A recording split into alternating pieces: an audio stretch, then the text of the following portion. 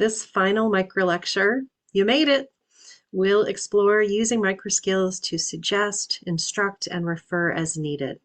We want to call on all of our microskills, bundle as we need, and in many cases, already have developed a strong therapeutic alliance before we provide suggestions and referral ideas. A few years ago, I was struggling with a computer issue at work and was getting help from an IT specialist. I was feeling pretty time pressed, and it was taking a really long time as they slowly worked through the technical issue, asking me questions and giving me suggestions. I personally was becoming more and more agitated because I knew I had a patient waiting, and it was probably noticeable. I will never forget when they looked at me and they said, "Maybe you should try meditation."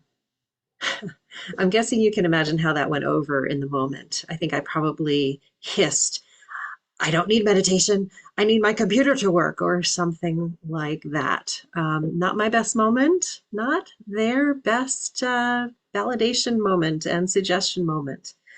There is a time, a place, a way, and an established relationship that needs to be in place prior to making suggestions. Microskills can help make determining and delivering all of this much more clear. Protective factors such as lifestyle changes, mindfulness, which is part of elicitation of the relaxation response. The relaxation response is lowered blood pressure, lowered heart rate, and lowered breathing rate, all of which provides a sense of ease and well-being. As well as physical exercise and social contact can all help with mental health in the presence of a communication or swallowing challenge. We can lean on the literature which establishes these behaviors and activities as helpful, and we can share that information with our clients.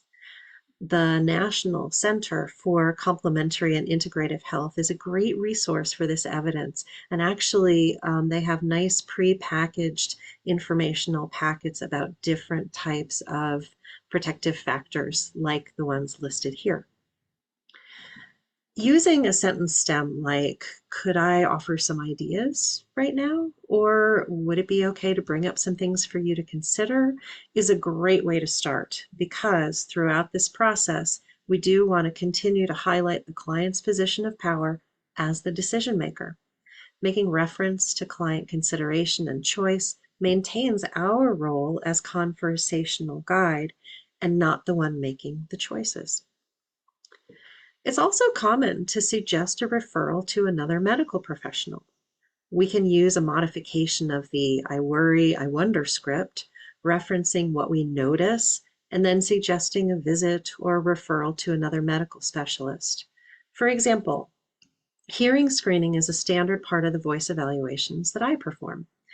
If a hearing screening is failed, my script is, "You raised your hand for 2 of the tones, and I noticed that you didn't raise your hand when I played the 2 highest tones." Sometimes difficulty with hearing can impact your ability to hear and monitor your own voice, and this may be helpful or a drawback in voice therapy. It might be helpful to learn more about your hearing, and an audiologist would be the specialist that could help with this. We can use modifications of this script or others to suggest a visit to the primary care physician or a visit to a specialist if care with that specialist has already been established. More on counseling coming up next. We can be as well-meaning, person-centered, and trauma-informed as possible as SLPs, and we're likely to encounter people we serve that have mental health needs beyond our scope of care. Our counseling work must be targeted toward the feelings, reactions, thoughts, and actions that are related to the communication or swallowing challenge. If a mental health need or challenge rises beyond this, we can consider additional training in mental health first aid, which I have found very helpful, but even this takes us just so far.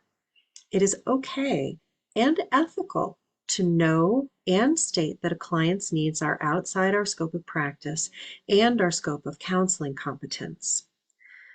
We can use a sentence stem, such as, "I've noticed that you talk a lot about being sad and not having much energy and not really enjoying the things you used to love. Or it seems like issues with your boyfriend come up a lot. And then you could use the I worry, I wonder structure to provide further feedback, such as, I worry that even though you feel really comfortable talking with me, that it might be helpful for you to have someone to deeply discuss these issues with. I wonder if a counselor might be someone who could help with that. Another option for this conversation is, here's what I can and here's what I can't.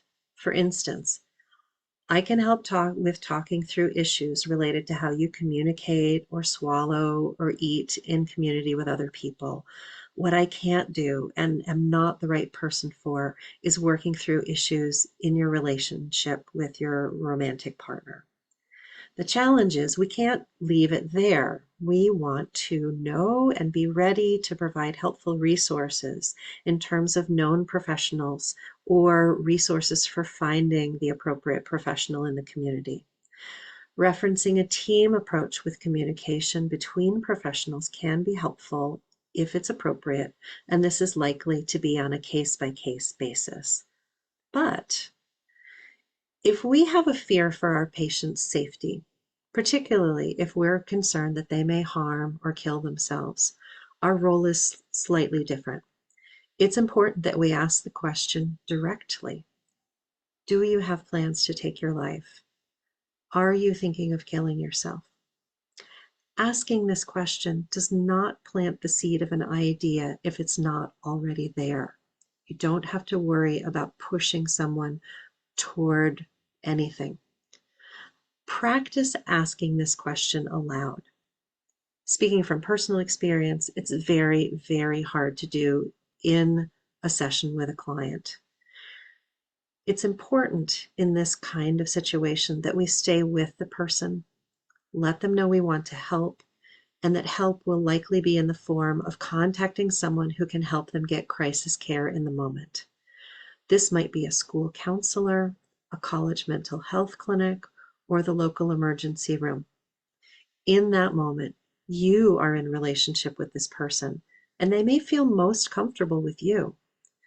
They may want you to accompany them or stay with them.